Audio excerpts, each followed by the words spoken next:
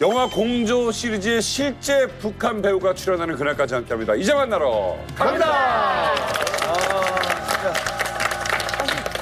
요즘 또 북한 소재로 한 영화들이 사실 굉장히 인기몰이 중이거든요. 헌트, 그리고 645, 네, 그리고 공조.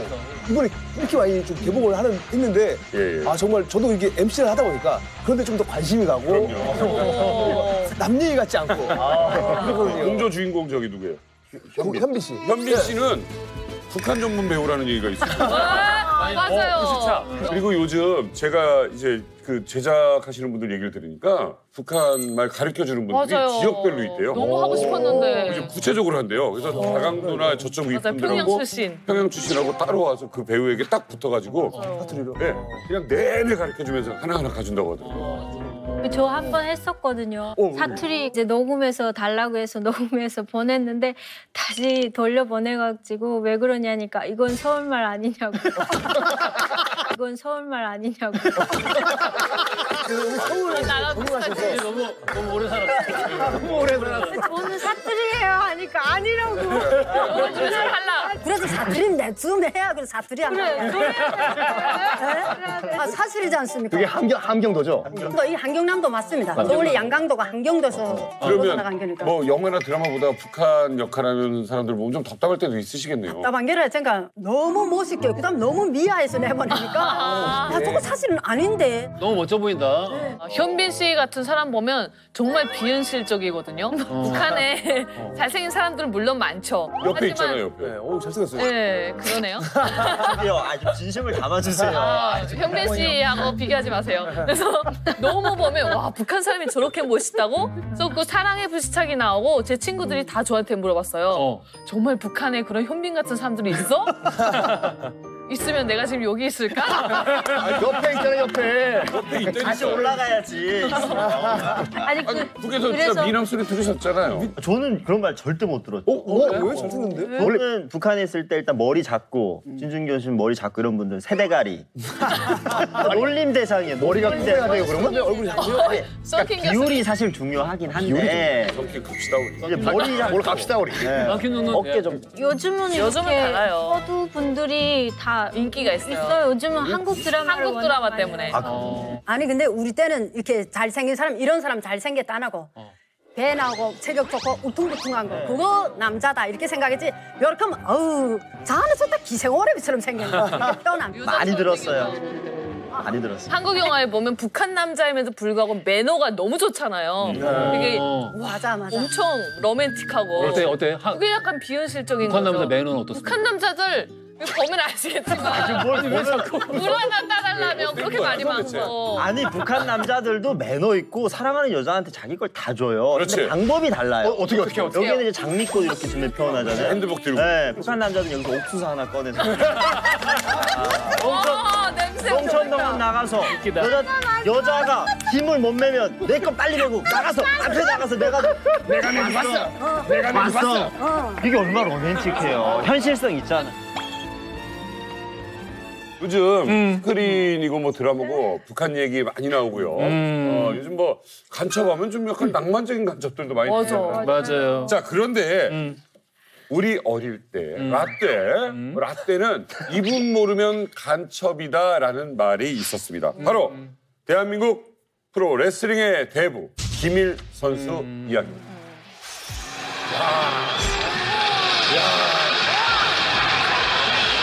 아, 나 진짜, 와, 어떡하지? 김일 선수.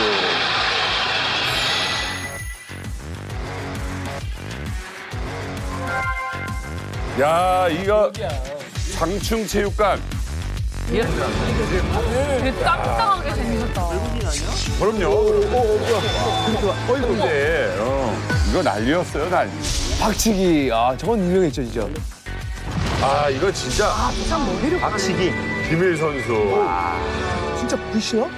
진짜로 여기 찢어져서 피나고 막. 진짜요? 진짜 방금. 진짜 오 사진 봐. 저 사람 많은 거 봐. 야, 진짜 인기 많았다. 최고지. 난리도 아니야. 집에서 저렇게 봤어요? 아이고.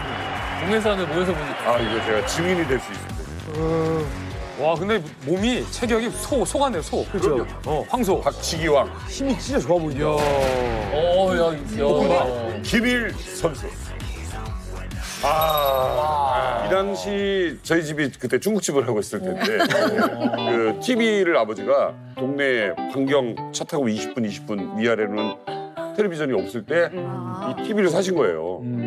정말 모든 사람들이 와서 이 김일 선수 그 경기를 보려고 막 모이는데 아버지가 제발 좀 짜장 한 그릇씩만 먹어달라고. TV만 먹어가지 말고. 장사하셔야지. 우리 때는 거의 유일한 국민 스포츠였거든요. 프로레슬링. 그리고 당시에는 이제 TV가 그 동네에 한 집밖에 없어요. 그럼. 그러니까 TV를 혼자 보는 게 아니라 그때 인심이 좋았어요. 그래서 한 집이 생기면 모든 사람들이 이제 그 집에 와가지고 보거든요. 앞에 이제 프라임 타임으로 우리 애들 만화 영화 보고, 그다음에 이제 뉴스 끝나고, 그러면 이제 보통 우리가 이제 연속극까지 보고 가려 그러면 그 집에서 야, 뭐 배고프지 않니? 엄마가 안 찾으시니? 그러면 야, 저희 엄마 저 이러던 시절이었는데, 그러니까 다 모이니까 그 집에서 보는 게 아니라 완전히 그 경기장이 되거든요. 그래서 경기가 딱 시작되면은 똑같네. 어떻게 하냐? 보통 이제 상대편, 그러니까 미국 사람은 일본 사람이야. 얘들 항상 반칙을 쓰거든요. 그래서 병따개 이거. 빤스에서 뭔가를 껴가지고 여기다 손을 껴. 그다음에 이걸로 막 때려. 근데 바보같이 심판은 그거를 못 봐. TV 카메라는 잡히는데 그거를. 우리는 막 난리가 나는 거지. 심판! 2대2 매치. 심판! 막 이러다가 나중에 우리끼리 저 자식 뭐 돈 먹었어. 막 이러다가 이러다가 마지막에 이제 박치기 해가지고 이기잖아요. 그리고 나가서 손 딱 올리면은 애들 눈에다 눈물이 그렁그렁. 이 시절에 우리나라의 정말 스포츠 영웅이었던 김일 선수. 그런데 이 김일 선수를 키운 어마어마한 스승님이 계십니다. 바로 제가 준비했습니다. 바로 이분이십니다. 와. 박치기왕 김일 선수의 스승님이신 역도산. 야, 역도사. 역도산. 오, 사람이 막 튕겨. 오, 어머. 키가 이만한 사람이 있어. 우와. 와, 저거 조사진이네. 진짜 힘센. 조사진 북한에서 많이 봤어. 경기장 직관하려고. 와. 그 역도산 만화가 있고 뭐 게임이 있고 뭐 없는 게 없습니다. 야, 저거 몇 잡고 찍지? 어머. 더블 매치. 어머. 오! 진짜 아프다. ロープへ詰めて一発合わせ打ち二発目合わせ打ちマイク大いに終わります。力道山のゴール勝ちであります。力道山のゴール勝ち、かつて力道山は1位反則勝ち1位ゴール勝ちをもちまして見事に総合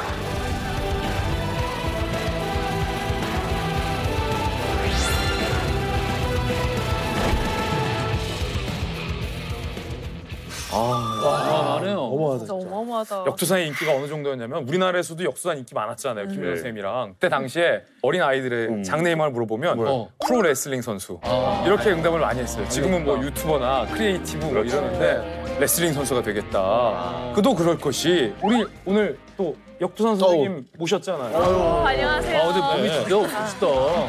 힘 좋아 보입니다. 이거 힘이. 진짜 근육이거든요. 모양 내기 근육이 아니라 손 근육. 천하장사 스타일, 황소 스타일. 호동이형 근육. 그렇죠. 강호동 씨 같은 스타일. 그 역도산 선생님의 제자가 바로 그 유명한 김일 선생님 아니겠어요? 그렇죠. 그 이후에도 뭐 안토니오 이노키, 예, 자이언트 바바 같은 프로 레슬링 선수도 다 역도산 선생님이 배출한 제자들이었습니다. 그리고 유명 인사 한 명 더 꺼내볼게요. 역도산 선생님의 비록 제자는 아니었지만 제자 못지않게 역도산을 엄청 동경하고 좋아했던 인물이 있습니다. 우리가 너무나도 알만해. 잘 아는 삼성의 고 이건희 회장. 우와. 이건희 회장. 이건희 회장이 어린 시절 프로레슬링 영웅이었던 역도산을 너무너무 동경하고 좋아했대요. 그래서 장래희망이 레슬링 선수였어요. 그래서 이건희 회장이 안 어울린다. 레슬링부에도 들어가요. 진짜. 맞죠? 학창시절 레슬링부도 들어갔어요. 그리고 진짜요? 삼성이 실제로 대한민국 레슬링 협회를 계속 지원했어요. 그리고 대한레슬링협회 협회장이 누군지 아세요? 이건희 회장이 협회장을 맡았어요. 맞아. 당시에 이제 역도산 선수의 이 경기 장면을 보면서 우리나라에 있는 모든 차력사들이 따라하는 게 하나 있었어요. 맥주병을 쫙 올려놓고 자 애들은 가 하얏 하얏 맥주병을 날리는 기술이었는데 이게 역도산 선수가 개발한 기술. 아 그래요. 그걸 따라한 거야. 따라한 건데 원조구나, 원조. 원조예요.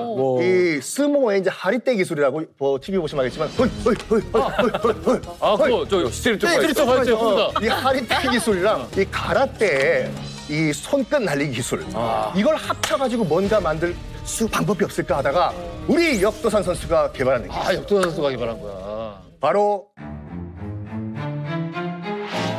허야파 허야파 허야파 안 놀라 얼마나 위협적이지 않으면 안 놀라. 강한 사람이었어. 가라테 첩이라고 해가지고 가라테 첩. 이게 바로 다르네. 이 역도산 선수의 대표 기술이었어요. 근데 이게 진짜 오늘 이 가슴 떨리는 분들 많으실 겁니다. 오늘 이만갑 보시면 옛 추억에 들어가면서 그런 일이 있었다고?를 아실 수 있을 겁니다. 자, 오늘 이 역도산 선수의 명성은 역수입됐다는 거 여러분 혹시 알고 계십니까? 정말 어마어마한 인기를 끈 일본에서의 활약들 또 살펴보도록 하겠습니다. 그때 당시에 일본 도쿄의 이 신바시역 광장에 길거리 TV가 이렇게 한 대 광장에 있었어요. 아, 90년대 초중반이니까 집집마다 TV가 없었단 말이에요. 그 신바시역 광장 그 TV에 역도산 경기가 중계하면 일본인들이 지배하는 거예요. 광장에 가득가득 몰렸는데 신바시역 광장에 모인 일본인의 수가 3만 명.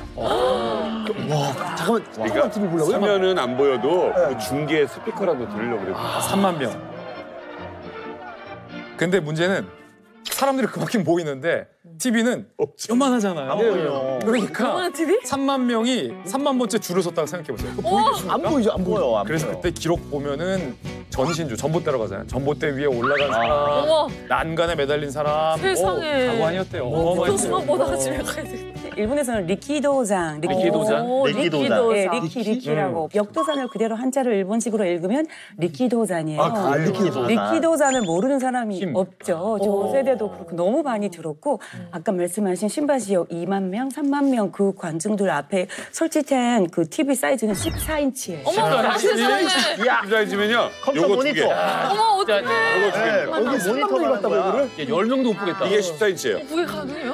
도로까지 쫙 사람들에서 이제 기동대 나오고 경찰관 나오고 난리가 났는데 세상에. 사실 그때 이제 TV 자체가 일본의 가정에 없었거든요. 없었어요. 이제 프로레슬링이랑 TV의 등장이 거의 비슷한 시기예요. 예, 이런 얘기가 있어요. TV가 먼저냐, 프로레슬링이 먼저냐 이런 얘기가 있어요. 이게 TV 덕분에 프로레슬링이 이 정도 대박이 났는 게 아니라 프로레슬링 덕분에 TV가 요만큼 일본에 보급이 잘 되네요. 왜냐면 이게 첫 중계 방송이었거든요. 이게 54년 이때 그 시합이 일본 사람들도 처음으로 보는 스포츠인 거예요. 그래서 그때 이걸 보고 너무 충격을 받고 기절하는 사람, 나중에는 심장마비로 죽어버리는 사람도 있었어요. 돌아가신 분도 계셨어요. 왜 우리나라 월드컵 놀래가지고. 축구보다 돌아가신 분이 있듯이. 진짜요? 근데 이제 그때 중계된 시점에서 가정용 TV의 보급이 일본 전국에 800대였대요. 800대. 말 된다. 예. 그런데 이때 한 해 5만 대까지. 아니, 우리 어릴 때도 그랬던 것 같아요. 그러니까 김일 선수 경기를 이노키랑 하는 걸 보기 위해서 TV를 산 사람들이 실제로 있었어요. 우리 집이 그랬고. 근데 나중에는 TV 광고까지, 광고 모델을 역도산이 했습니다. 어머나 이거 웬일이야. 저게 14인치야. 이거 진짜 조그매. 난 TV 광고라고 해서 TV에 나온 광고인 줄 알았는데 TV 광고라고. TV를 광고한 거지. 경기를 보려면 TV를 사줘요. 맞아요. 일본에 근데 저렇게 매체가 발전하다 보면은 당대에 저렇게 운을 잘 타고나는 스타들이 있는 것 같아요. 비틀즈와 함께 TV가 쫙 퍼져가지고 인기를 얻게 됐었고 마이클 잭슨의 스릴러 뮤직비디오와 함께 케이블 TV가 쫙 보급되게 됐었고 비디오도 그것 때문에 썼어요. 그렇죠. 이런 식으로 이 역도산도 일본의 텔레비전 보급과 함께 전국적인 인기를 끌었다. 네. 그래요. 시청률도 이제 엄청났죠. 시청률도 1963년 5월 24일 저는 그때 세상에 존재했었습니다. 63년에 그때 이제 세계 타이틀전이 벌어졌는데 형님, 그때 시청률이 64%였습니다. 반 이상이 받. 그러니까 지금 이게 일본에서 2015년까지는 역대 시청률 최고 기록 중에서 4위예요. 지금까지. 엄청난 거죠. 어느 정도였냐면은 일본에서는 당시에 천황 다음이 역도산이다. 인기로? 네. 유명세로? 유명세. 유명세. 그렇죠. 역도산이 얼마나 또 인기가 있었냐면 당시 이제 우리나라에서 프로레슬링이란 게 일본에서 지금 대히트를 치고 있다. 근데 볼 방법이 없잖아요. 그 김민 선수가 이제 그 역도산 선생님의 그 기사를 본 거예요. 바로 이거다. 나는 일본 가가지고 이야, 역도산 리키도산 선생님의 제자가 돼야 되겠다. 어머머. 라고 하면서 1956년도에 일본을 건너가는데 문제는 그때가 한일 수교 이전이에요. 어떻게 건너가? 밀항. 네, 어선. 밀항에 들어가. 근데 어설프니까 잡혀요, 현재. 그렇겠죠. 어떻게 탈부가 다 잡혔나? 잡혀가지고 이제 요코하마 형무소에 수감이 됐는데. 형무소까지 갔어. 형무소 갔어. 근데 너무 억울하잖아. 난 정말 현해탄 건너가지고 리키도잔 선생님을 만나러 왔는데 바로 코앞에서 나는 돌아갈 수가 없다. 그래가지고 제발 선생님 저 한국에서 온 기밀이라고 하는데요. 저 제자로 좀 받아주십시오라고 편지 썼는데 역도산 선생님의 주소를 알 수가 없잖아요. 저 어떻게 알아? 주소를. 그래서 편지보 봉투에 한자로 동경역도산, 도쿄 리키도산 요것만 써서 보냈는데 이게 역도산 선생님 배달이 돼요. 어떻게 가? 그래가지고 그 친구 나오게 해라고 내가 제자를 키워주겠다. 이렇게 인연이 됐다고. 야, 이거는 은근히 말 되기도 한다. 그러니까 주소를 쓸 필요가 없는 거지. 그만큼 인기가 있었다니까요. 자, 우리 이렇게 역도산에 관련된 여러 가지 이야기를 해보고 있는데 일본의 영웅, 프로레슬링 영웅 역도산에게 또 다른 이름이 있었습니다. 역도산의 또 다른 이름은 김신락. 사실 그는 일제강점기 함경도에서 태어난 조선 사람이었습니다. 아, 이거 지금 아마 처음 들어보신 분들도 의외로 있을 거라고 봅니다. 그러니까 교포는 교포였던 것 같아 정도는 알고 있는데 북한이었다고? 함경도? 함경남도 홍원입니다. 북한에서는 정말 역도산에 대해서 모르는 사람 없으니까. 모르는 사람 없습니다. 없어요. 북한의 박물관 그리고 또 선수촌에 가면 김부자 다음으로 큰 초상화가 있어요. 바로 역도산의 초상화예요. 아, 우회다. 그 정도로 북한 선수들에게는 엄청난 롤모델이고 영웅이에요, 역도산이. 상화가 있다. 네, 왜냐하면 북한에서는 운동선수들에게 운동만 가르치는 게 아니잖아요. 사상교육을 엄청 하잖아요. 우리는 미국이나 일본을 무조건 이겨야 된다. 근데 유일하게 미국이나 일본을 통쾌하게 때려부신 게 바로 역도산인 거예요. 아니, 북한도 정말 유명해요. 이건 그냥 뭐 좀 유명해요가 아니라 진짜 거대해요. 그래서 기록 영화, 그냥 영화, 드라마, 만화, 책이면 책. 역도산에 대해서 기록한 것들이 정말 많거든요. 그래서 북한은요, 뭐 올림픽이나 뭐 월드컵에서 뭐 금메달, 뭐 챔피언 돼서 왔다 이래도 별로 역도산에는 비할 수 없어요. 그래서 유치원 애들도요, 막 놀이터에서 막 놀다가도 뛰어내려오는 속도로 황금의 오른손, 정의의 오른손, 가라데 점프해, 가라데 점프해. 가라데 아니라 우리는 가라데 점프하고 내려오는 속도. 맞아. 배면 배, 목이면 목. 그래도 타고 내려오면서 타지 않아요. 절대 안 탔어요. 날아다니지. 야, 은희가 하니까 되게 웃기다. 점프. 가라데 점프. 야, 너 나는 되게 웃겨. 역도산이다. 나는 조선 사람이다. 맞아. 그랬어? 어렸을 때 그랬어. 정의의 오른손 너무 웃기다. 이거 각자 한 번씩 해주면 안 돼? 아니 진짜 미안한데 여기 했던 거 선생님한테 있다고 치고 어릴 때 친구라고 치고 어떻게 하는 건데? 한 번만 해줘봐요. 치는 건 아니고 은희가 잘하는 것 같아. 너무 한번 해줘. 잘했어. 너무 잘했어. 치는 건 아니고. 정의, 앞에 멘트 있잖아. 정의의 이름으로. 다시 해줘. 정의 용사. 혼내줘봐요. 정의의 오른손, 황금의 오른손. 가라데 점프. 가라데 점프. 맞아. 잘했어. 많이 봤어. 많이 때려봤네. 맞아. 조선의 사람. 나는 조선 사람이다. 얼마나 멋있어. 정말 갑자기. 은희가 그 구호 외칠 때 뭐 황금의 오른손 그거 있잖아. 근데 쩝쩝쩝 하고 마지막에 나는 조선인이다. 맞아요. 나는 그게- 조선 사람이다. 나는 조선 사람이다. 조선 사람이다. 이게 원래 있는 구호인 거지. 아 그게 드라마에 그렇게 나와요. 드라마에 이런 장면이 있거든요. 일본 이게 한 애들이 건 아니고. 민족으로 묶네. 그죠. 그게 되게 일본 그래야 애들이 역도산이죠. 엄청, 예. 그쵸. 일본으로 일본 사람이라 해 막 이러면 이기고도 아니야 나는 나는 일본 사람이야. 조선 사람이다. 조선인이다. 조선인이다. 조선 사람이다. 근데 북한에서 2000년 초반에 민족의 사나 역도산이라는 드라마를 만들어서 민족의 방영을 해요. 그랬구나. 그래서 이거 보려고 아까 얘기하셨던 것처럼 천연색 텔레비전이 있는 집에 7시 반부터 와서 다 기다리고 그리고 이제 운전하시고 이런 분들은 그거 보겠다고 그 차를 세우고 그 시간까지 기다려요. 그래서 TV 있는 집에 찾아 들어가 봐요. 그 정도로 인기가 많고 다음 날에는 공장, 기업소, 학교에서 이 그 얘기만 역도산에 얘기만 나왔던 해. 그 기술들 뭐 안토니아 이렇게 뭐 코브라 맞아. 뭐 가라다 조고 이런 걸로 그냥 계속 얘기하고 심지어는 이 드라마를 끝나고 열기가 계속 가서 함경북도면 다 얼잖아요. 어르신들이나 이렇게 가다가 넘어진 뒤로 발랑. 그럼 달려가가지고 원, 투, 쓰리 이거를 나온 사람을 누가 넘어지는 사람 없나 보고 맞아. 원투 쓰리에 꼭 일어나. 맞아. 선을 해야 돼. 할아버지가 원투. 한국과 북한 또 한반도를 넘어서 일본 열도까지 뒤흔들었습니다. 전설의 레슬러 역도산 그는 어떻게 이런 동북아의 영웅이 될 수가 있었을까요? 그 답을 찾아서 1924년에 함경도로 거슬러 가보겠습니다.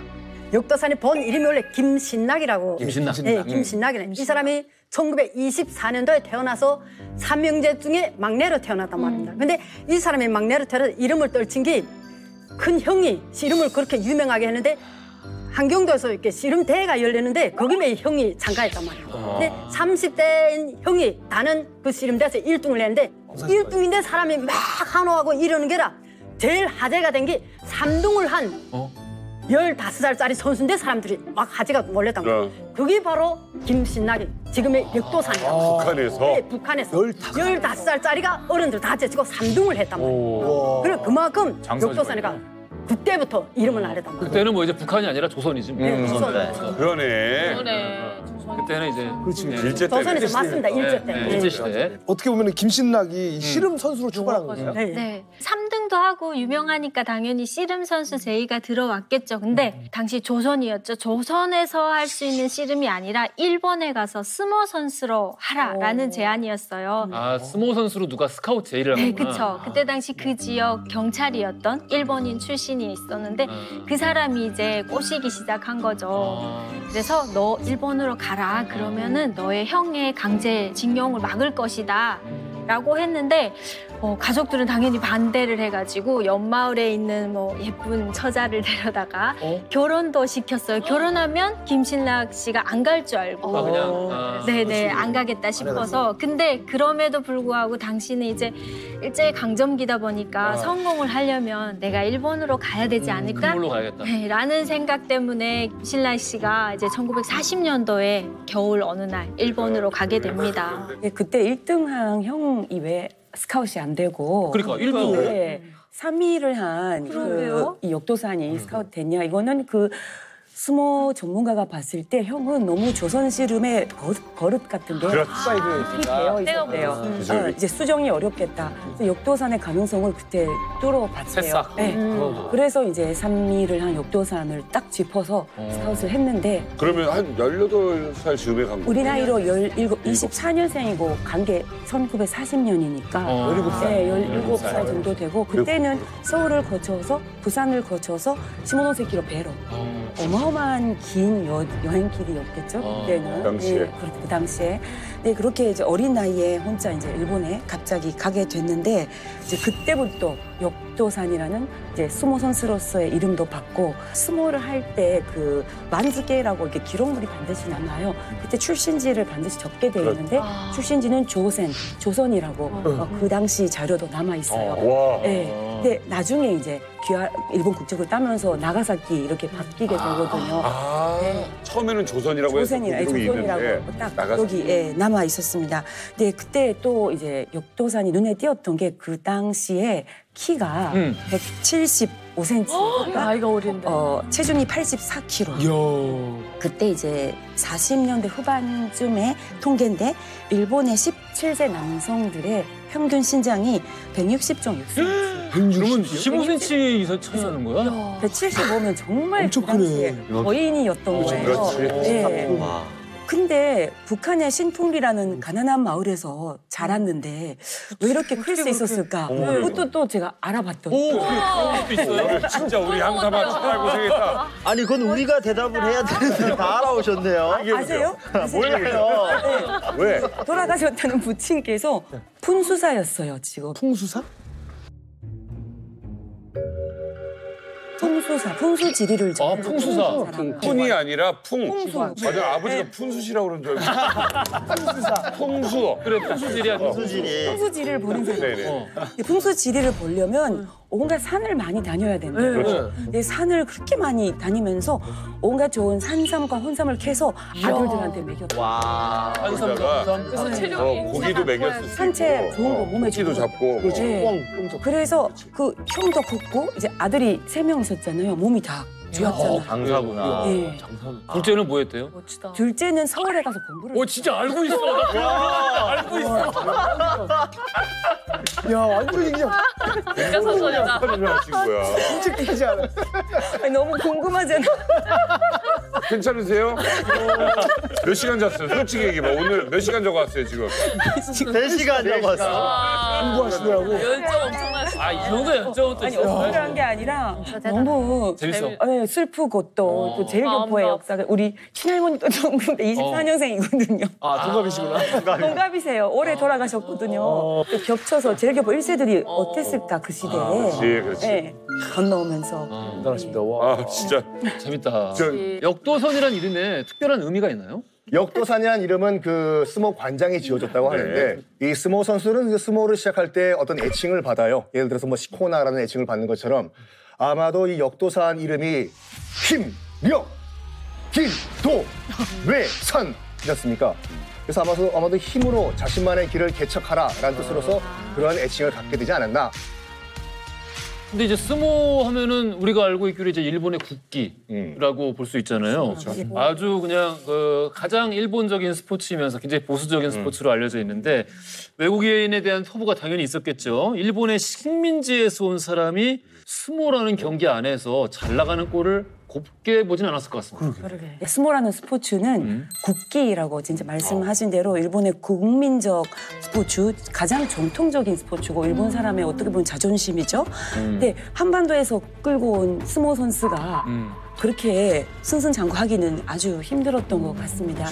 예, 그래서 역도산도 초기에는 정말 많은 수모를 겪었다고 하고 하지만 요토산의 경우 실력이 우선 뛰어났고 요토산을 스카우트하고 온 스승이 엄청 이뻐했대요.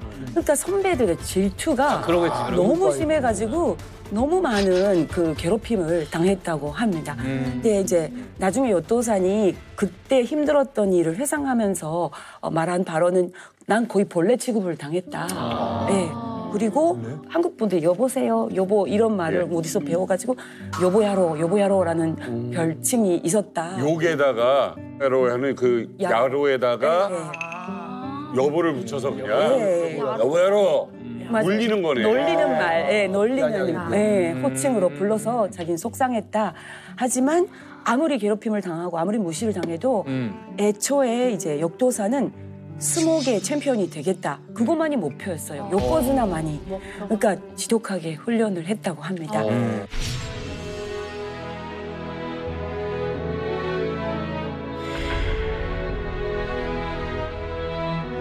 낮에는 허드렛일만 시켰다는 거예요. 야, 너 화장 청소해. 그러니까 밤에 몰래 선배들 몰래 스모 연습하고. 근데 걸리면 또 운동부 선배들이 두들겨 패고. 근데 이를 악물고 피나는 연습을 이제 역도산이 한 건데 스모 시작하고 1년 반 딱 그때 이미 실력이 자기 후배들을 가르칠 정도의 실력이 된 거예요. 자기를 괴롭혔던 선배들이 실력과 관련해서 역도산에게 이의를 제기하지 못할 정도까지 레벨이 올라온 거죠. 근데 역도산이 맞아본 놈이 때릴 줄 안다고 후배들에게 얼마나 가혹하게 역도산이 연습을 시켰는지에 대해서 정말로 악명이 대단했어요. 되게 엄한 선배로 유명했다고요. 나중에 일본의 스모 챔피언 중에 정말 유명한 챔피언이 있는데 와카노 하나가 역도산 후배였는데 역도산 선수가 얼마나 엄하게 했냐면 와카노 하나가 역도산이랑 연습하다가 이 선배가 너무 엄하니까 그냥 정강이를 부러뜨렸어요. 역도산의 정강이를. 근데 그 역도산의 정강이 상처가 평생 가는 거예요. 흉터로. 얼마나 세게 물었으면. 지금 보면 역도산의 트레이드 마크 중에 하나가 이 검정색 타이즈인데 이 타이즈를 처음 입게 된 근원도 정강이 흉터를 가리기 위해서 타이즈를 입었는데 이게 그냥 트레이드 마크가 돼버린 거죠. 아니 진짜 이 영웅을 어떻게 보면 이 타이즈 하나에도 이렇게 전설이 좀 숨어 있는 그러니까. 소리가 있네. 예. 아니 그러면 결국 영웅이 되었다는 거는 굉장히 이 핍박을 많이 좀 견뎠다는 얘기 아닌가요? 그렇죠. 역도사는 이제 조선인이니까 차별을 정말 많이 당한 것 같습니다. 그래서 챔피언만이 그 차별에서 벗어나서 성공하는 길이라고 생각했던 것 같아요. 그래서 정말 열심히 연습을 해서 44년 5월에 전승을 해가지고 우승을 하고 또 10월에는 그 스모 협회가 있잖아요. 그 협회에 정식 급여를 받는 프로급 직원으로 그렇게 승진도 하고 그리고 45년도에는요. 그해 스모 챔피언이었던 사람과 점수가 동일하게 거의 동일하게 뒤지지 않을 정도의 좋은 점수를 얻었다고 합니다. 몇 년 만에? 그러고 해방이 된 거죠. 해방 직전이구나.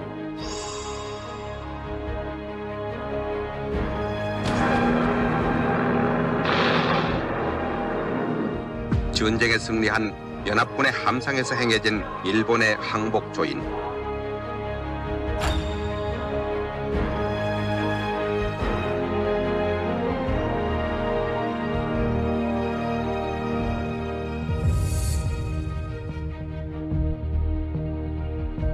그러나 조국으로 돌아오지 않고 거기서 챔피언을 해서 내가 성공을 하겠다라는 도전 정신 때문에 계속 일본에 남아 있었죠. 그래. 이게 그때 당시 시대 설명을 조금만 더 해드리면 아니 해방을 했는데 왜 안 와? 모르는 사람이 이럴 수 있는데 보세요. 45년도 당시의 역도산 프로 스모 선수의 레벨이 챔피언급이었다는 거예요. 근데 역도산에게 있어서는 하나만 타이틀을 못 얻은 거예요. 챔피언은 못 된 거예요. 그러니까 돌아오고 싶어도 돌아올 수가 없는 거예요. 내가 스모 선수로 정상 고지가 한 단계만 남았는데 저 챔피언만 쓰러뜨리면 내가 챔피언이 되는데 해방됐다고 조국으로 돌아올 수가 있나.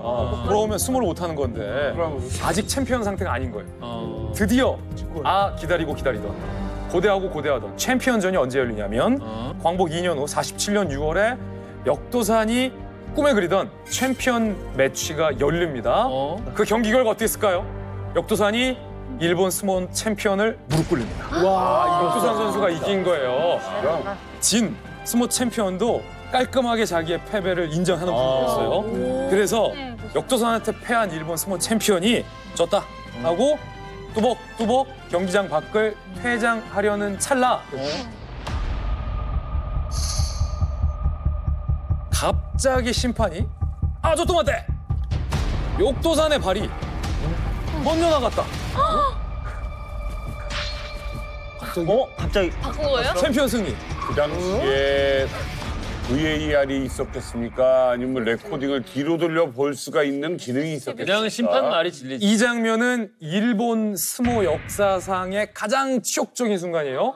역도산 패배를 선정한 거예요. 자, 챔피언 등극을 눈앞에 두고 판정이 뒤집혔습니다. 역도산은 이게 왜 그랬는지 알고 있었겠죠.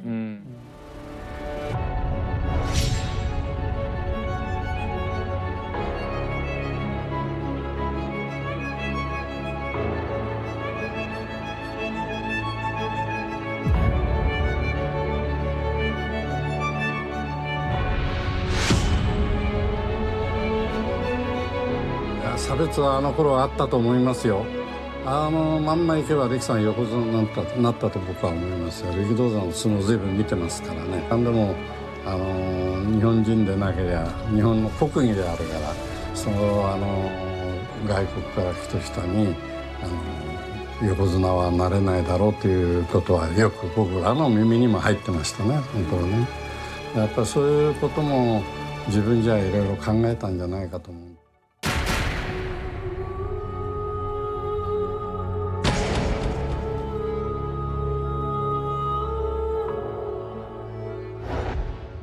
원래 원래 스모 선수가 그 마게라고 부르는데 예. 상투를 자른다는 거는 은퇴식 때 예. 은퇴식 때 스승께서 무대 위에서 은퇴식 대회를 하고 끝나고 모두가 보는 앞에서 영예롭게 이렇게 잘라주는 게 은퇴식이거든요. 그래서 이런 식으로 본인이 스스로 잘라버리고 그것도 부엌칼로 이런 거는 이제 은퇴라고는 말도 안 써요. 폐업이라고 폐업. 스스로 자진 폐업을 하겠다. 그래서 이제 나중에 본인의 자서전에서 다시 밝힙니다. 굳이 내가 스모를 그만둔 게 직접적인 동기를 말하자면 그 책임은 스모 협회에 있다. 네. 역도산 입장에서 생각을 해보면은 식민지 국가의 시민이 처음 접하는 스모라는 운동을 하는데 그치. 선배들한테 지적당하기 싫어서 얼마나 싫었겠어요. 그리고 또 재능 있는 후배니까 얼마나 또 찍어 눌렀겠어. 그런 말들 듣기 싫어서 더 치열하게 열심히 노력하고 훈련하고 그렇게 해서 한 단계 한 단계 올라갔는데 마지막에 직접 확인한 거는 이렇게 노력해봤자 나는 영원히 챔피언은 못한다. 거기 그냥 절망감. 넘지 못하는 벽이 있는 거야. 근데 이게 그냥 스포츠가 아니잖아요. 일본에서는. 일본의 정신이 담긴 거고. 그러니까 당시로서는 그게 도저히 납득이 안 됐던 거고 일본 사람들이 볼 때는 그래서 수단과 방법을 가리지 않고 그런 길을 막는 거죠. 왜냐하면 이게 일본 정신이 완전히 빼앗긴다 이런 느낌이 아마 들었을 것 같습니다. 그래서 결과적으로 뭐 역도산의 판단이 옳은 거죠. 아무리 내가 열심히 해도 여기서 더 올라갈 수 없다. 그다음에 다른 길을 찾아야겠다라고 생각한 게 결과적으로 올랐는데 이분이 이제 마개를 자른 지 40년이 지나서 1993년에 그 하와이 출신의 그 아케보노가 64대 요코즈나에 등극을 하게 됩니다. 40년 지나서요? 그러니까 외국인이 요코즈나로 등극하는데 그게 허용되기까지 40년이 걸린 거죠. 그래서 그 전에 오직 했겠냐라는 거예요. 자, 그렇게 10년 만에 자신의 마개를 스스로 자르고 스모개를 박차고 나왔습니다. 인생을 송두리째 바꿔서 뒤흔드는 중대한 첫 번째 변신을 감행하게 됩니다. 그에게 중요한 계기가 있었어요. 역사적 사건이 발생하는데 50년에 바로 남북전쟁, 6.25 전쟁이 발생한 겁니다. 역도사는 어디 출신이다? 북한 출신이다. 가족들은 어디 있겠습니까? 북한 함경남도에 있겠죠. 근데 전쟁 때문에 남북이 단절이 됐죠. 가족들과 연락이 안 되는 거예요. 고향이랑 단절이 되고 가족들이랑 연락도 단절되니까 철저하게 내가 이 일본 땅에서 어떻게든 성공해야 된다. 그래야 나중에 가족도 찾고 돌아갈 수 있다는 생각이 굉장히 강했던 것 같아요. 살기 위한 일종의 어쩔 수 없는 몸부림 같은 거였겠죠. 그래서 51년 2월에 철저하게 조선인이 아니라 일본인으로 살아가기로 결심을 합니다. 그래서 이름을 바꿨는데 모모타 미츠히로라는 일본어 이름으로 개명을 해요. 근데 이 모모타 미츠히로라는 이름에도 사연이 있습니다. 조선 땅에 있던 역도산, 17세 역도산에게 처음 스모를 제안했던, 스카우트했던 형사 이름이 모모타 가문이었어요. 일본인 형사의 친척으로 모모타 가문으로 호적을 올려요. 본인을 스카우트했던. 네네네. 그러니까 후견인이 있어야 되는 거네요. 그렇죠.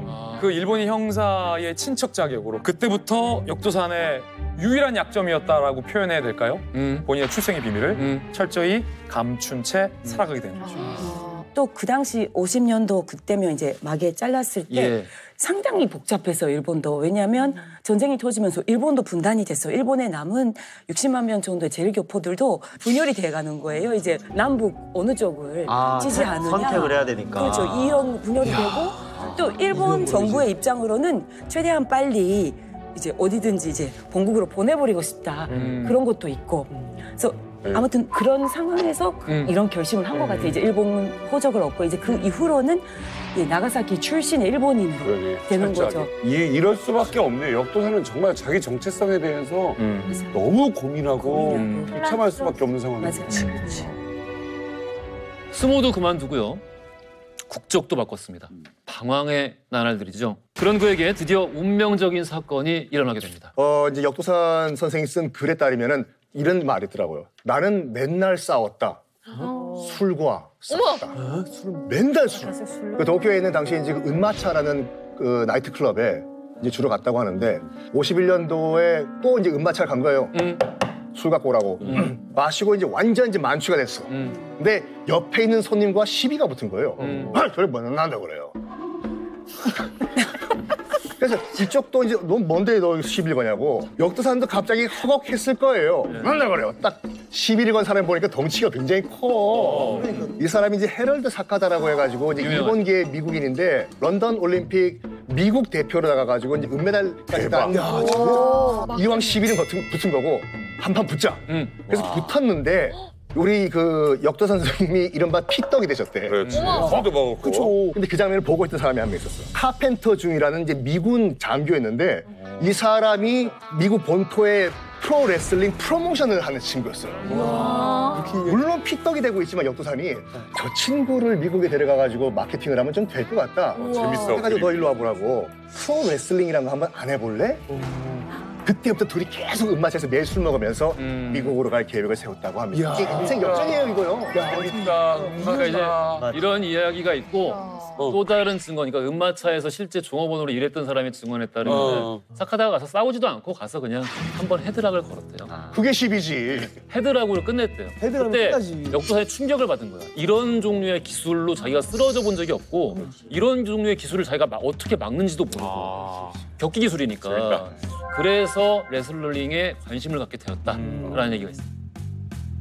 인생 두 번째 변신 프로레슬러, 그리고 그 변신을 완성시킨 건 바로 그의 필살기. 가라데 쪼브.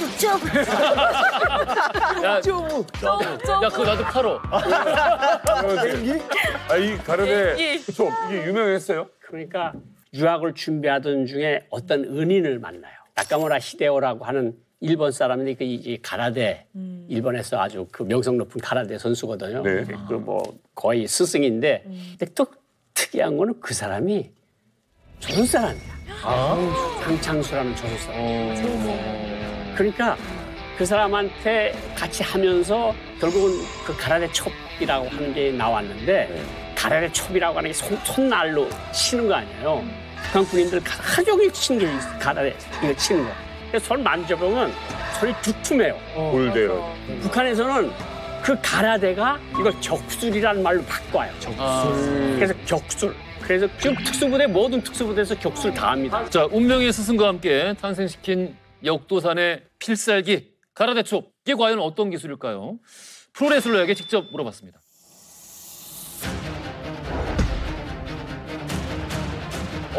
야, 저거는 이걸 쇼라고 얘기하면 안 돼요. 이거는 진짜 어마어마해. 이거 깨지고 막 날리고.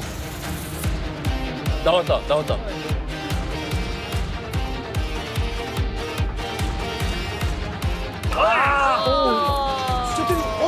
와, 저봐. 정리의 오른손, 황금의 오른손.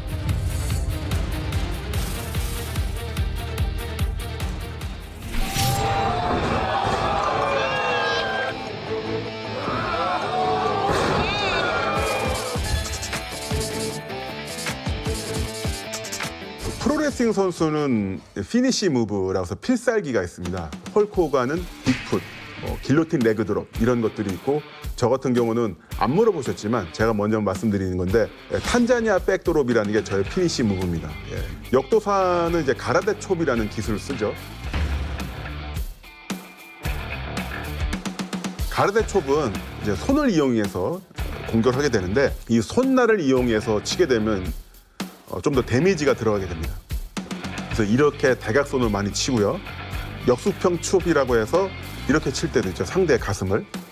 그리고 조금 더 경기 초반에 분위기 좀 끌어오르게 하기 위해서 좀 더 많은 음향 효과를 일으키기 위해서는 손바닥으로 칠 때도 있습니다. 손바닥으로 이렇게 치면서 그 소리로서 사람을 한번 관심을 끌어올고요.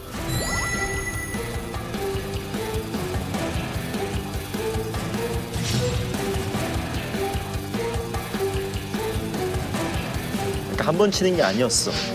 그러니까 약간 흥을 돋구는 것도 있구나. 그렇죠.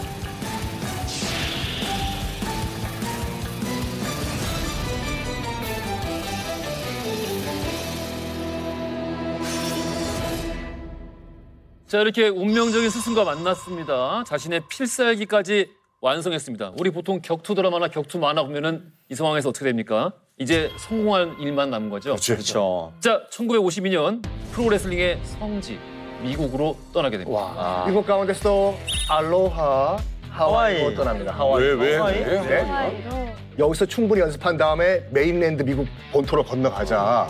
그래서 하와이에서 돌멩이를 갖다 놓고 이걸 하루에 10,000번씩 쳤대. 이걸 퍽.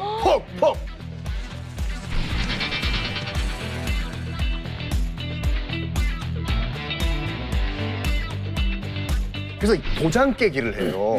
좀 힘 좀 센다는 그런 레슬러들을 만나가지고 Excuse me, I know you are strong, fight 이래가지고 퍽. 그래서 230 경기를 해가지고 딱 2번 지고 거의 다 이겨버려요. 너무 이제 마지막 관문이 남았어요. 그 루테즈라고 해가지고 프로 레슬링계의 거의 무슨 뭐 대부 최고라고 해서 붙었는데 당시에 하와이에 흥행 대박이 난 거예요. 일본에서 온 전직 스모 선수와 좋다. 그다음에 또 이 미국 프로레슬링 대부 루테즈가 붙는다. 전쟁도 크게 했었고 하와이고 진주만이고. 그렇죠. 재밌다. 하와이니까 또. 그렇죠. 하와이니까. 이거 미국 입장에서도 이게 굉장히 흥행몰이 될 만한 대회인 거예요. 이게 시합인 거예요. 와, 그러네.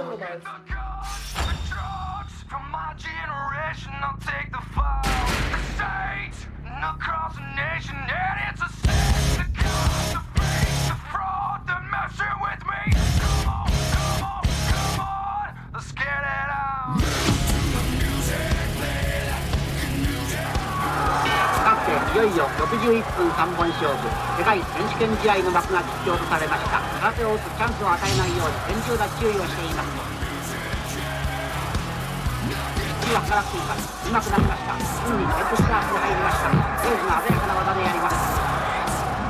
十分に腰を引いた力道山、よく腕固め投げに投げましたテーズがたちまちヘッドスタートで力道山の首を攻めています。完全に規制に追い込まれました力道山、やっと逃れました。またもトヨタ陸道が左からその時強烈なる関節を出し艶やかに決まりました。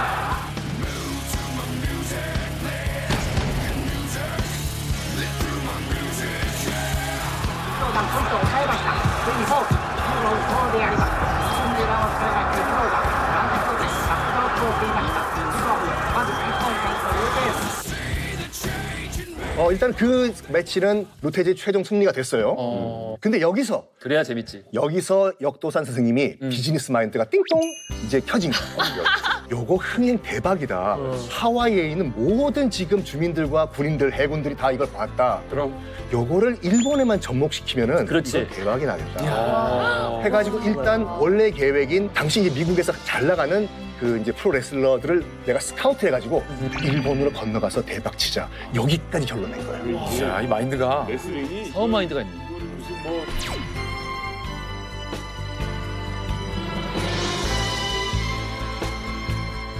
프로 레슬링이 뭔지도 모르는 일본 사람들한테 너무나 신선했던 거예요. 이게 도대체 뭐야?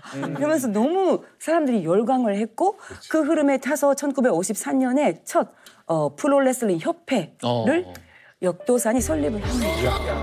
역도산이 설립을 역사적이네. 근데 이때가 이제 일본의 쇼와 시대라고 혹시 일본은 그 시대의 그 국호가 있잖아요. 연호. 근데 예전에 일본 TBS 방송국에서 그 일본의 쇼와 시대를 상징하는 뭐가 떠오르냐 이런 앙케이트를 한 적이 있어요. 근데 그때 사람들이 비틀즈, 도쿄 올림픽 그리고 역도산. 근데 역도산이 90%를 넘었어요. 90%요? 와, 이게 할 필요 없잖아. 역도산이네. 그냥 역도산이네. 그 정도로 대단했던 대단하네, 정말. 네, 역도산이 그냥 사실 그냥 인기 프로 레슬러가 아니잖아요. 그냥 그 시대에 그냥 어떻게 보면 역도산이라는 이름 하나로 다 설명될 정도로 정말 유명하신 것 같은데 그럴 수 있었던 이 비결이 참 좀 궁금해요. 그러니까 당시 일본 전역이 역도산에게 빠져들 수밖에 없었던 그 이유 공개합니다.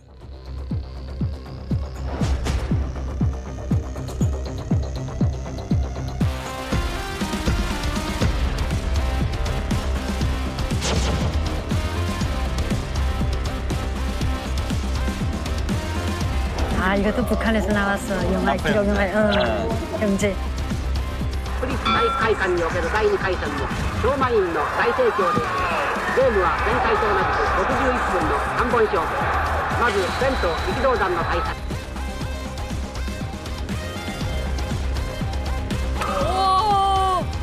이게 지금 일본인들에게는 이게 어떻게 보이겠습니까, 당시. 力道山弟のマイクを掴んでは投げ担いでは叩きつけて大奮戦。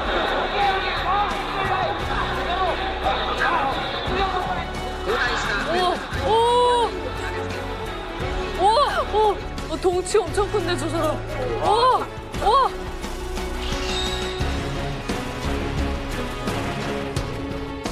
하나 더 자. 와. 졸도 됐어. バイク大いに終わりました。向こう側のロープに持たれるところ、もう一発。ついに大きく、どうとばかりにマイクは倒れました。リングの中央。 2, 3, 와. 55秒。2本目、日本チームの勝ちのところとなりました。 야. 당시는 전쟁이 끝난 지 얼마 안 된 상태였고 미군정이 있었고요. 그리고 그 여파 계속 남아있는 상황이었습니다. 이런 어떤 공포감, 패배감이 있었거든요. 전쟁에 졌으니까. 그런데 그런 상황에서 미국에서 엄청나게 키가 크고 몸도 크고 힘이 센 거한의 레슬러들을 일본의 전통 무예이자 일본의 종교라고도 할 수 있는 스모 선수 출신의 역도산이 가라데 촉으로 그 서양의 거구 파이터들을 때려 눕히니까 여기서 사람들은 희열과 보상 심리 뭐 이런 거를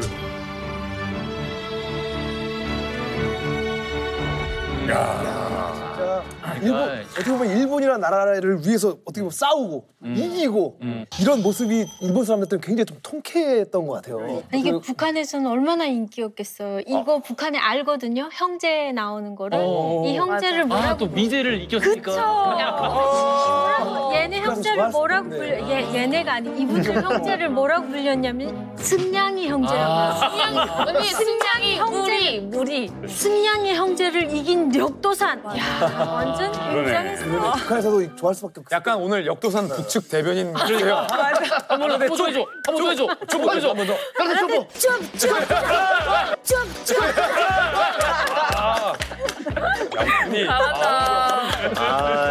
아니 이거 진중호 교수님 그건 열광할 수밖에 없는 거예요 일본이. 그러니까 일본 사람들이 패전 후에 엄청나게 열패감이 심했던 거거든요. 그런데 그 등치 큰 미국 선수들을 데려다가 이 한편으로는 가라데하고 스모잖아요.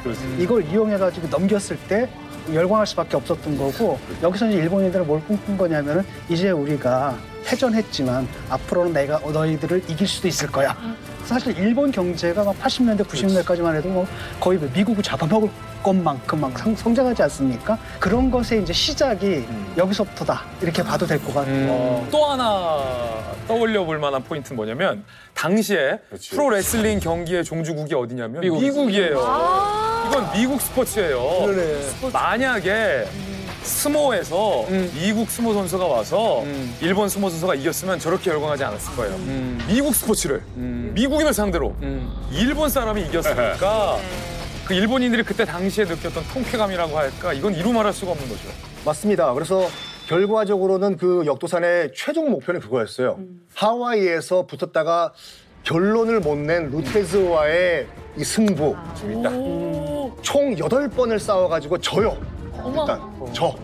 다른 건 모르겠지만 루테즈한테만큼은 절대로 난 질 수가 없다.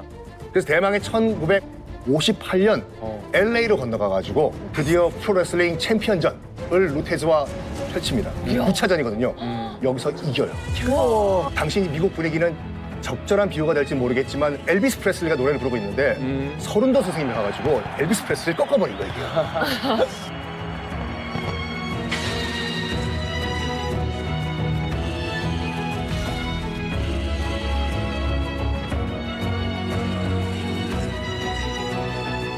역도사는 그래서 누구보다 알았어요.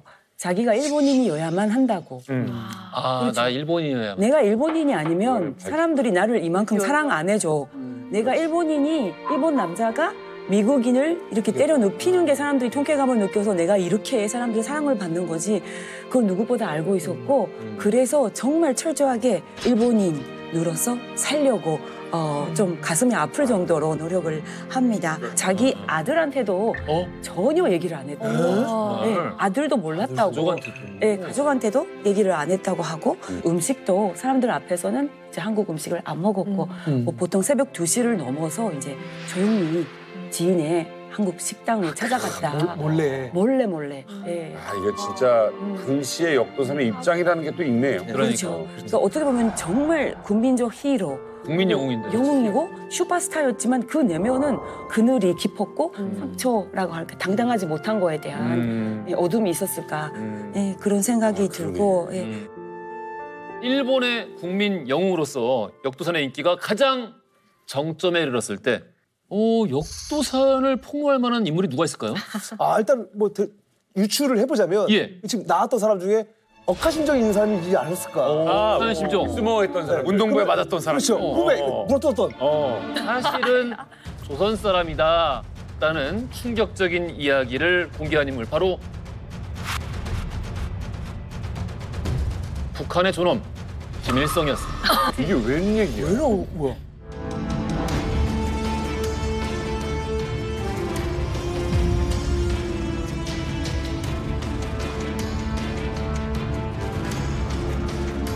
나는 조선 사람이다를 김일성이 만들어줘. 본인이 커밍아웃을 안 하는데 왜 북한이 해주냐고요. 지금도 사람들 속에 프로레슬링 강자 역도산으로 알려진 그는 함경남도 홍원군에서 태어난 조선 사람 김신락이었습니다. 조선 사람 김신락이었습니다. 없는 게로 저런 걸 그러니까 어떻게 우리는 저렇게 안다는데. 알고 있었잖아.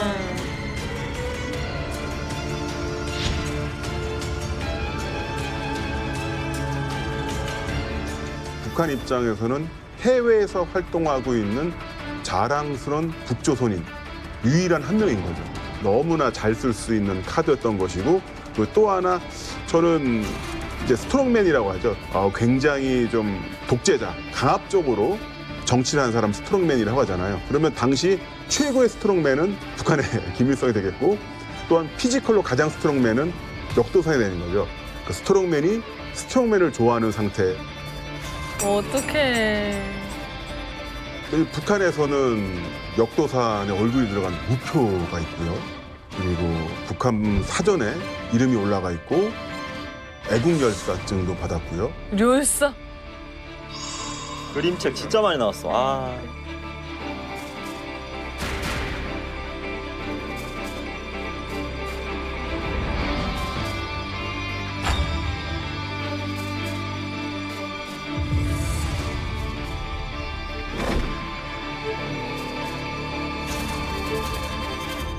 김일성이 아우팅한 역도산. 깜짝같이 속였는데. 놀라운데요. 역도산이 사실 이 당시에 최고의 인기를 누리고 있을 때죠. 어떻게 보면은 일본 열도가 지금 들끓고 있는데 이때가 또 딱 겹치게 북한이 북송 사업을 시작해요. 59년부터. 지성이 나오려는 북의 선전만은 있고 59년부터 북송선에 올랐던 제일동포는 84년까지 9만 9천여 명, 거의 10만 명에 이릅니다. 그래가지고 수많은 이제 기국자들이 북한으로 넘어가는데 가서 이제 북한에 아는 게 뭐 그 얘기가 뭐가 있겠습니까? 술만 마시면 역도산 얘기를 한 거예요. 사람들이 모여 앉아서. 재밌다. 야, 역도산 가라데 조부 막 이런 얘기 하다가 또 기국자 중에서도 역도산이 조선 사람이라는 걸 알고 있는 사람들이 많았대요. 그래서 조선 사람이다 아니다 일본 사람들이 실강이가 붙고 그 얘기가 김일성 귓가에 들어가. 김일성이 이게 뭐야? 나 한번 알아봐. 그렇지. 이렇게 봤는데 알고 봤더니 김신락이라는 조선 사람. 진짜. 진짜인 거야. 이거 대대적으로 홍보하자. 이렇게 해서 아웃팅이 나와. 그렇게 김일성이 누구를 시켜서 홍보하거나 그런 것도 아니고 본인 입으로 직접 계속 교시를 내립니다.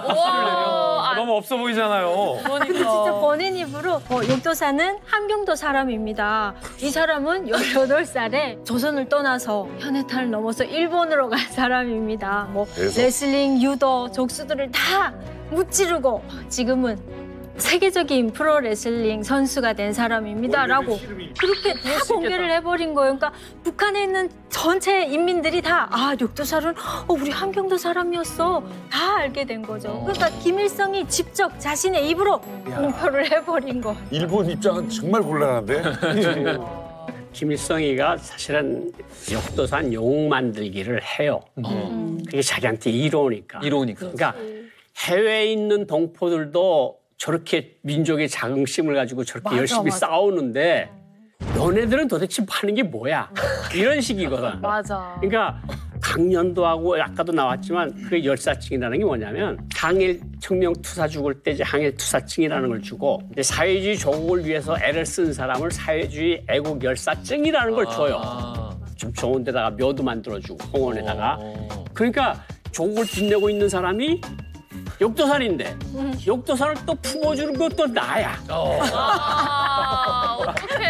그러니까 내가 아주 더 위대한 거 아니냐.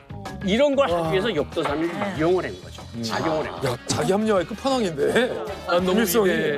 그러니까 북한에서는 이 당시에 이제 막 홍보할 때 나는 조선 사람이다 하는 책이랑 나왔습니다. 저도 그 책도 봤는데 앞서서 이제 그 화면에 보던 것처럼 우표도 나오고 지역 그 청주도 욕도산에 그 청주도 나오고 뭐 가지가지 나오면 거기다가 이제 민족의 사나이란 그 영화까지 나오면 사람들 막 했는데 매일 그거 보고 완전히 갑자기 욕도산 열풍이 불었어요. 갑자기. 북한. 예. 今度は2本目の開始早くも流行り去った力道山アメリカ軍のコーナーに詰め寄りましたが今度は2本目の開始早くも流行り去った力道山アメリカ軍のコーナーに詰め寄りましたが 북한에서 뭐 그렇게 한들 바깥에 알려지겠습니까? 그래서 북한에서는 뭐 이렇게 대대적으로 홍보를 하는데 일본에서는 사실 영웅이면 뭐 여러 가지 얘기가 나오지 않습니까? 뭐 어떻게 자랐으며 뭐 어디서 태어났으며 그러네. 이거 보통 취재가 들어가는데 취재가 하나도 되지 않거든요. 그도 그럴 만한 게 일단은 미국 선수를 꺾은 일본의 영웅인데 그 사람이 조센징이다. 굳이. 이건 일본 사람들로서는 알고 싶지 않은 사실이고 또 일본 사람들이 알게 되면 모두가 민망해지는 사실이란 말이죠. 그렇지. 그래서 언론들이 취재를 아예 안 해버리고 그 부분을 그냥 묻어버립니다. 그래서 일본 사람으로 남겨두는 거죠. 야. 자, 이제 김일성은 욕도산 알았어. 이거 써야 돼, 어떻게든. 지금 이 카드를 가지고 어떻게든 써먹어야 돼.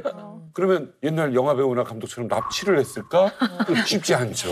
모르겠죠. 어떻게든 포섭을 해라. 그렇죠. 지시를 내리게 되죠. 네. 그래서 김일성은 욕도산을 포섭하기 위해서 공약으로 그들의 가족을 찾아서 그의 첫째 형인 김항락 씨를 평양체육과학연구소에 근무를 시키고 농구 선수 중인 그의 딸을 조선체육대학에 입학시켜요. 원래 그 씨름대회 1위에 있었던 그 형. 네. 딸은 농구 선수였어요? 농구 선수였어요. 이야, 역시 커. 유전자가. 스포츠. 제 생각엔 그래요. 조총련에서 먼저 연락이 들어가지 않았을까. 그러니까 김일성이한테 북한이 조금 더 사회주의 나라를 지원을 받아서 일찍 발전을 했잖아요. 그러니까 조총련이 굉장히 셌어요. 그리고 59년도에 북송 사업이 시작이 됐고 10만 명이 이제 민족이 대이동이라고 그런 찰나에 이제 욕도산이가 이제 부각이 되니까 그러니까 뭐 욕도산이가 지금 24년도 갔는데 뭐 자기 지금 상인부장 투쟁 이야기도 지금 지어내기 바쁜데 언제 욕도산 그걸 알겠습니까? 내 것도 바쁜데 그러니까 조총련에서 들어가니까 아 그런 일이 있었어? 그러니까 가족을 여기 있는 가족이 있어? 가족이 있답니다. 찾아봐. 딸이 있는 거야. 분명히 데려와. 왜 나를 일찍 찾지 않았어? 내가 너의 아버지다. 그렇지. 너가 가고 싶은 게 하고 싶은 게 뭐냐? 아버지처럼 스포츠맨, 체육인이 되고 싶습니다. 그럼 체육대학에 들어가. 그래서 체육대학에 들어간 거예요. 그러니까 많은 사람들이 와 있지만 김일성이나 김정일이가 대학 들여보내라 그래서 대학 들어간 사람 한 명도 없잖아요. 그거 쉬운 일이 아니에요. 그 사실 그때 물밑에서 조천연에서 욕도산을 북송시키자 이런 프로젝트가 진행이 됩니다. 할 곳이야. 그렇죠. 그냥 일반 교포들이 아니라 영향력이 있는 사람이 김일성을 택했다, 사회주의를 택했다. 이거는 엄청난 소수파와 국가적인 대거든요. 그 욕도산을 북송시켜야 되겠다는 그 큰 계획의 일환으로 일단 욕도산을 61년도 11월 그 니가타항에 정박하고 있는 만경봉호 이게 북송교포들 실어나는 만경봉호 그 배 안에서 북한에서 딸이랑 둘째 오빠 형을 데리고 와요. 네, 그래서 니가타항의 만경봉호 안에서 가족 상봉을 16년 만에 시작. 진짜 감동적이겠다. 3살 때 헤어지면 얼마나 눈에 밟혀요. 18살이 된 딸을 받고 이제 형을 본 거죠. 부둥켜 안고 울었다고 해요. 그러면서 미안하다고. 근데 그때 이제 북한에서 온 그 16년 만에 만나는 가족한테 너도 이제 앞으로는 조선 사람으로 살아라. 네, 조국의 품으로 와라. 이런 말도 듣고 그 배 안에서 한 2-3시간 파티를 했는데 아리랑 부르고 맛있는 이제 조선 음식, 고향 음식 먹고 좋았겠네. 인삼술 먹고 또 이제 기분이 좋아서 형한테 롤렉스 시계도 선물을 하고 또 이제 보여준다고 가라테 첩을 나무판을 깨는 까지 보여주고 아무튼 엄청 기분 좋게 그 3시간 동안 만경봉호 위에서 그 상봉을 감동적으로 즐겼다고 합니다. 자, 이렇게 가족을 내세웠던 북한의 전략 효과가 있었을까요? 있었습니다. 자, 가족과의 만남에 답례를 해야겠다는 생각이 들었을까요? 역도사는 그로부터 5개월 뒤에 김일성에게 어마어마한 생일 선물을 전달하게 됩니다. 50세 생일이었는데요. 네, 맞습니다. 1962년 4월 10일 김일성이 탄생 50도수를 주음에서 역도사니까 김일성 인지자가 벤츠를 선물했단 말이에요. 벤츠? 네, 벤츠를. 근데 저는 그때 그 선물 받은 거 우리가 다 공개했으니까 아는데 그 선물이 벤츠란 게 뭐인지 저는 모른단 말이에요. 모르지. 네, 모르는데 모르지. 이 선물을 지금도 북한의 국제친선전람관이라고 묘향산에 있습니다. 이 국제친선전람관에는 세계 각국에서 유명한 정말 세계 각국 대통령들 유명 인사들이 김부자들인데 김일성, 김정일인데 보내준 선물도 막 딱 들어찬 선물관이란 말입니다. 여기에 바로 그 벤츠가 전시되어 있단 말이에요. 어머. 네, 그래 역도산이 김일성 탄생 50도를 맞으며 보내준 선물이 딱 명패 붙여서 지금도 있다죠. 사실 역도산도 자동차만 선물했던 게 아니라 더 많은 뭐 돈도 보냈겠고 그리고 64년도에 개최될 도쿄 올림픽에 참가하는 북한 선수단이 일본에 오게 되면 일본 체류비를 본인께서 다 부담을 하겠다 했고 또 일본의 올림픽 준비위원회도 또 그 당시 1,000만 엔, 그러니까 1억 원 기부를 했고 네, 그러니까 도쿄 올림픽에 대한 뭔가 꿈이 대단했다고. 야, 아니 근데 이게 올림픽 참가자 선수단 비용까지 이게 부담한다는 거는 그렇죠. 그냥 외제차 한두 대 값이 아니잖아요. 어마어마한 플렉스 아니에요? 엄청나죠. 예. 뭐 당시 역도산이 아시다시피 엄청나게 사업을 이제 경기 외에도 다양하게 사업을 많이 했습니다. 정말 유명했던 게 뭐 골프장도 있고 시부야에 그 리키 스포츠 팔레스인가? 리키가 리키도산 그렇죠. 리키가 다 붙어요 사업체. 리키 아파트 당시 초고급 맨션, 리키 맨션. 이게 리키 맨션 아카사카에 지금도 있고 그 외에도 볼링장, 레스토랑, 나이트클럽 진짜 많이 사업을 벌려놓았어요. 사업가 기질이 남다르네. 본인은 도쿄 오타쿠에 저택을 지었는데 그 크기가 1,000평. 그리고 그 애완견만 16마리. 그 애완견을 돌보는 역할이 이노키. 안토니아 제자니까 꼬마였던 거야. 꼬마였던 거야. 비밀이 아니라서 다행이다. 야, 아니 근데 아무리 이 돈이 많다고 해도 이 비싼 외제차 선물에다가 막 기부 약속까지 북한한테 어떻게 보면 좀 포섭이 된 게 아닌가 좀 생각이 드는데. 포섭보다는 어쨌든 내가 태어난 것이고 나의 형제들이 있고 딸까지 있고 근데 마음까지 완전히 주진 않았을 것 같아요. 마음까지 완전히 줬으면 만경봉호 타고 갔겠죠. 맞아. 근데 정말 만경봉호 타고 안 간 게 신의 한 수죠. 그때 만경봉호 타고 간 귀국자들이 얼마나 많은 후회를 했는지. 전 재산 뺏겼죠. 정말 얼마나 많은 후회를 했는지. 그러니까 이 사람 자체는 나는 그래도 조선인이긴 하지만 그래도 일본인으로 성공을 했고 그렇고 뭐 고향이게 해서 도와주긴 그러니까 플렉스는 한 거예요. 차 2대 보내주고 그다음에 솔직히 현금도 많이 줬다 그러더라. 가방으로 007 가방으로 뭐 10,000엔짜리 가득가득 찬 거로 줬다. 뭐 이렇게 이야기들이 도는데 뭐 실제 본 사람 없고 이야기 전해지는 거니까. 저도 역도사는 답을 못 냈다고 생각해요, 개인적으로는. 답을 못 냈다? 답을 못 냈다고 생각해요. 조금 지쳐 있었거든요, 이때 슬럼프도 오고. 또 나이 때문에 그렇죠. 몸이 안 따라주고. 그리고 친한 친구들이 하나 둘 다 귀국하는 거예요. 만경봉호. 북한에서 역도산한테 온 편지가 수십 통 있대요. 지금도 그 리키 맨션의 지하에 있다고 하는데. 북한으로 넘어오라. 그렇죠. 북한으로 오라는 설득. 네, 가족들도 이제 와서 조선 사람으로 살아라. 그래서 살짝 흔들렸을지 않을까. 저천년에서도 자꾸 이제 북한으로 또 돈을 보내라. 조국을 위해서 이제는 기부를 하라. 이런 권유를 정말 많이 했고 연락이 엄청 많이 왔대요. 그 당시 비서하던 분이 하루에 10명도 넘게 조천연계 사람들이 와서 또 뭐 민단계 사람도 오고. 예. 그러니까 이 사람을 이용하려고 했던 사람들이 너무나 많았던 거예요. 이걸 못 벗어나는 거야. 예. 네. 지금 이제 북한과 역도산 선생이 지금 교류를 말씀하고 계시는데 동시에 한국과도 접촉을 했어요. 역도산 선생은. 왜냐면 약간 정치적 문제가 끼어드는데 아시다시피 61년부터 65년까지 그 이제 한일 국교 정상화 논의가 진행되지 않습니까? 근데 약간 중간에 교착 상태가 빠져요. 한일 양국 간의 역사 중에 불행한 기간이 있었던 것은 참으로 유감스러운 일로서 깊이 반성한다고 전제하고 이번 방안이 국교 정상화의 조속한 실현에 도움이 되기를 기원한다고 말했습니다.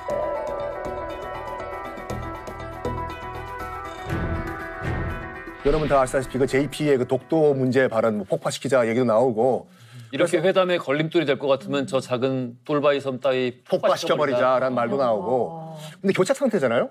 뭔가 이 문제를 풀 수 있는 공통분모가 뭔가 없을까 하다가 우리 또 향사마님이 더 잘 아시겠지만 그 이 오노 반복후라고 자민당 굉장히 유명한 정치인이 있는데 이 그 역도산 선생님과 친분이 있었어요.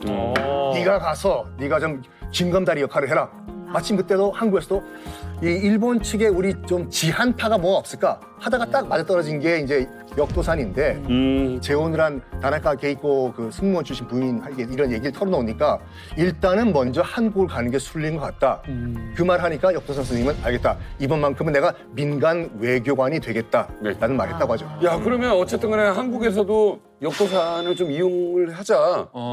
SOS를 쳤고 약간 응했다는 거네요. 그럼요. 한국은 역도산의 도움이 절실히 필요했던 거고 원래 외교란 건 비정한 겁니다.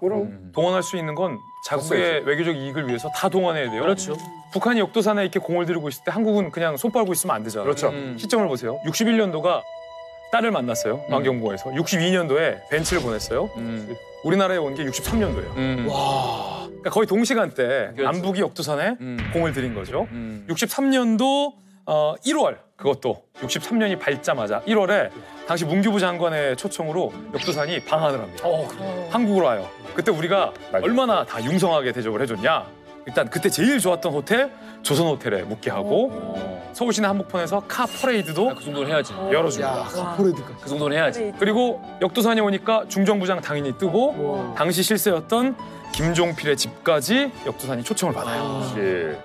근데 그때 사석에서 이런 얘기를 역도산이 했다라고 전해져요. 비화인데 우리가 그때 한일 간의 가장 큰 쟁점이 대일 청구권 배상 금액이었잖아요. 액수를 두고 일본과 우리가 너무 달랐잖아요. 그래서 역도산이 우리 중정 관계자랑 김종필에게 이렇게 얘기했대요.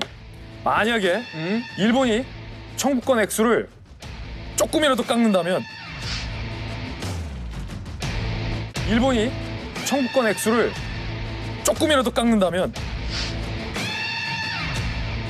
당시 이케다 총리를 내가 이 주먹으로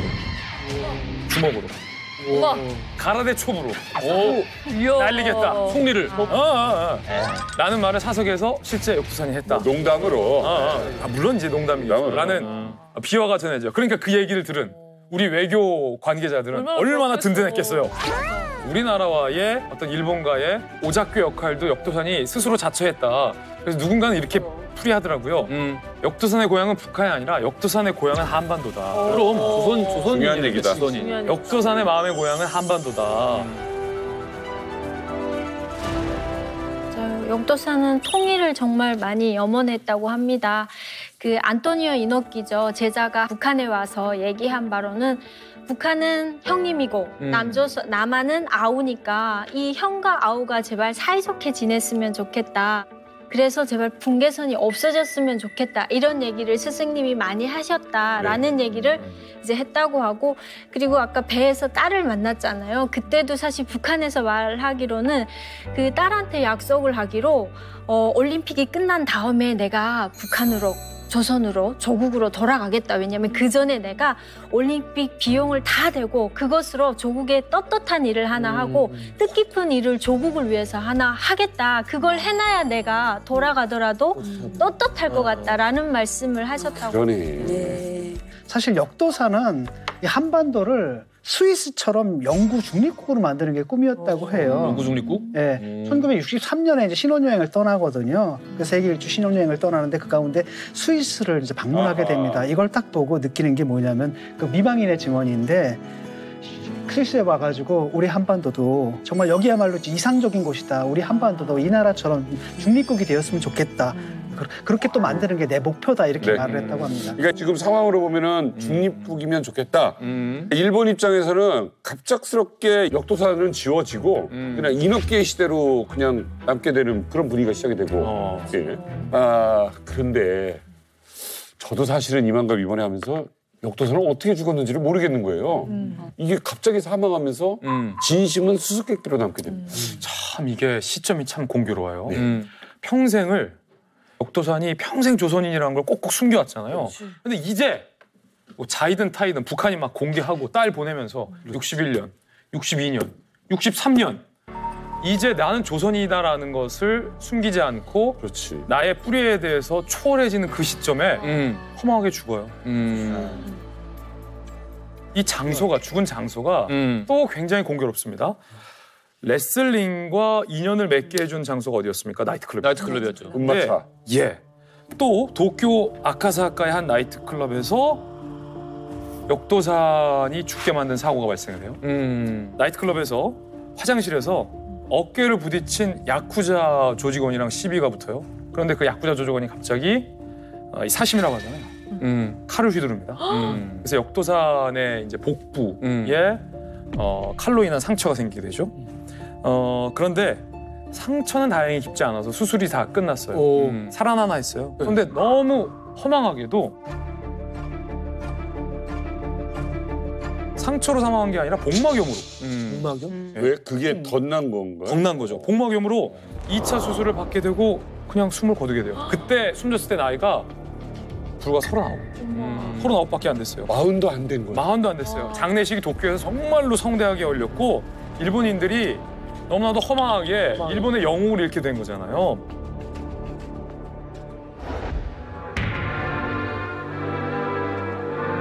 도쿄에서 거행된 그의 장례식에는 링의 왕자를 고별하러 몰려든 1만여 명의 팬들이 참석했습니다.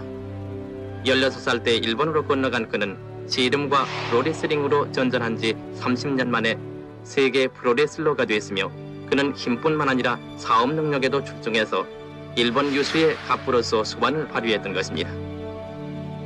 근데 이 역도산의 죽음이 참 희한한 게 뭐냐면은 이를테면 역도산의 죽음을 다룬 하나의 문서가 있어요. 그러면 그 문서 안에서 앞에서 이야기하는 사망 원인이랑 뒤에서 하는 사망 원인이 달라요.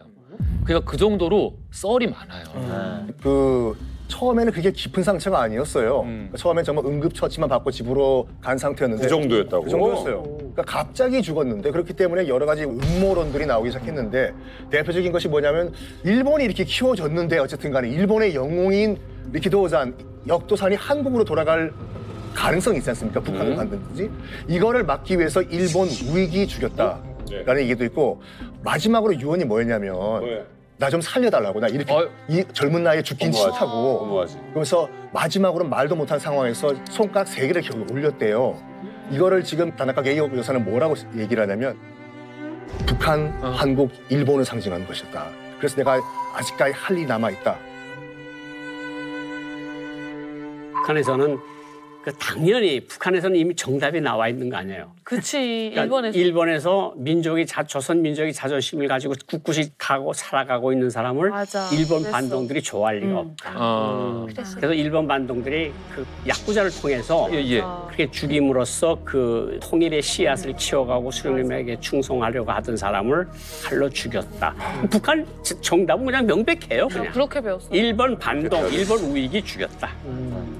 뭐 사실 뭐 역도산은 통일을 꿈꿨다든지 또 남북 모두를 다 조국이라고 불렀다든가 그다음에 스위스와 같은 중립국이 되었으면 좋겠다 하는 바람을 보면 이 사람의 성향을 알 수 있는 거지 않습니까? 하지만 남과 북은 이제 이념으로 갈라가지고 한쪽에서는 체제 선전에 이용하고 한쪽에서는 어떻게 하면 또 외교에 이용할 수 있을까 이런 생각만 한 것 같아요. 그래서 그 가운데에서 얼마나 또 상심이 컸을까 이런 생각도 듭니다.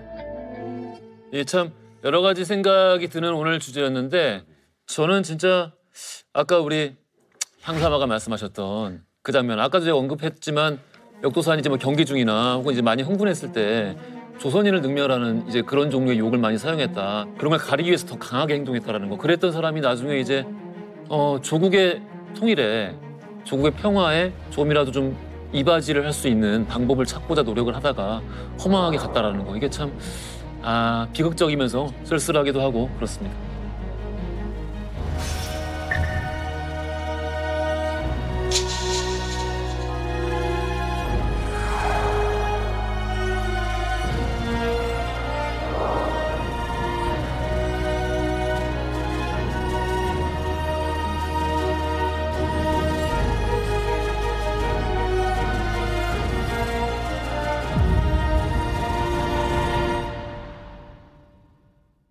채널 A